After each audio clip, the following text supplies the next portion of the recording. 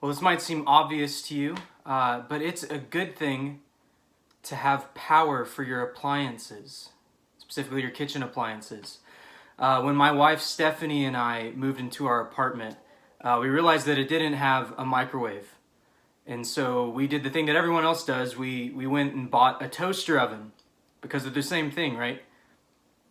Well, again, we have a tiny apartment. It's in a college town. And there's not many very outlets in our kitchen. And so one of the things we have to do for the toaster oven most of the time is that we have to plug and unplug it so that we can use other appliances as well.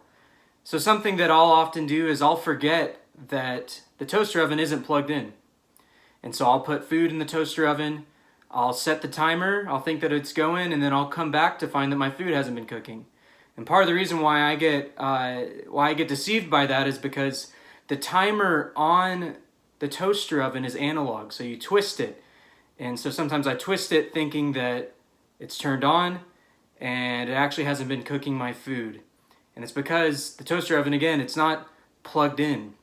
And so I wonder what comes to your mind when you hear that term plugged in. Do you think about being plugged into the news, or maybe plugged into politics, or to things going on and various things going on in the world? Well, those things are great, but I think what we want to think about when we hear that term plugged in is, are we plugged in to Christ? Meaning, do we find our power and our strength to walk in life and godliness in Christ? Brothers and sisters, we have such a great resource in Christ, that He is the one who has infinite knowledge and infinite wisdom, and we've been united to Him. And so we can come to Him in prayer. We can come to Him by going to His Word, and He'll strengthen us for life and godliness. So I ask you today, believer, are you plugged in to Christ?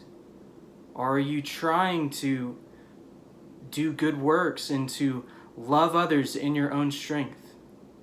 I'm sure that you're probably wearied by that. Well, the best thing you can do is be plugged into Christ.